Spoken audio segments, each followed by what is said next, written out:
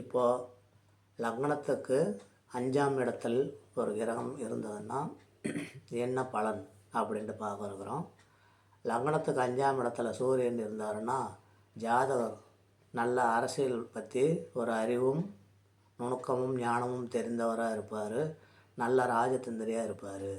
அதே லக்னத்துக்கு 5ஆம் இடத்துல சந்திரன் இருந்தாருன்னா ஜாதகர் ரொம்ப நல்ல கற்பனை வளம் உள்ளவராக இருப்பார். கலை இலக்கியம் இது மாதிரியான துறைகளில் அறிவும் ஆற்றலும் ஞானமும் பெற்றவராக இருப்பார். லக்னத்துக்கு 5ஆம் இடத்துல செவ்வாய் பகவான் இருந்தாருன்னா ஜாதகர் ஒரு யுத்த தந்திரம் தெரிந்தவராகவும் மந்திர வித்தை தெரிந்தவராகவும் இருப்பார். லக்னத்துக்கு 5ஆம் இடத்துல புதன் இருந்தாருன்னா ஜாதகர் பழக்கலை வித்தகரன் அப்படின்னு சொல்கிறாங்க இல்லையா, அந்த மாதிரி பழக்கலை வித்தகராகவும் திறமை மிக்கவராகவும் கவிப்பாடும் வல்லமை உடையவராகவும் இருப்பார். லக்னத்துக்கு 5ஆம் இடத்துல குரு நின்னாருன்னா ஜாதகர் இந்த வேத சாஸ்திரங்கள் ஆன்மீக ஆராய்ச்சி இதை பற்றியெல்லாம் ஒரு ஆராய்ச்சி செஞ்சு பாண்டித்யம் பெற்ற அளவுக்கு ஒரு விஷய ஞானத்தோட அனுபவத்தோடு இருப்பவராக இருப்பார்.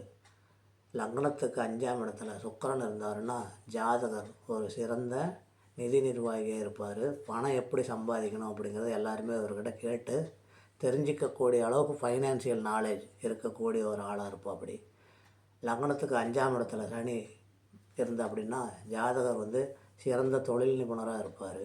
அதே லக்னத்துக்கு 5ல் ராகு நின்னாருன்னா இந்த மாதிரி ஒரு ஜாதக அமைப்பு இருக்கக்கூடியவங்கள சூதாட்டத்தில் யாராலையுமே ஜெயிக்க முடியாது. அதே லக்னத்துக்கு 5ஆம் இடத்துல கேது பகவான் இருந்தாருன்னா ஜாதகர் ஆன்மீகத்தில் ரொம்ப டீப்பாக ஒரு ஆராய்ச்சி பண்ணக்கூடிய அளவுக்கு ஒரு ஞானம் பெற்றவராக இருப்பார்.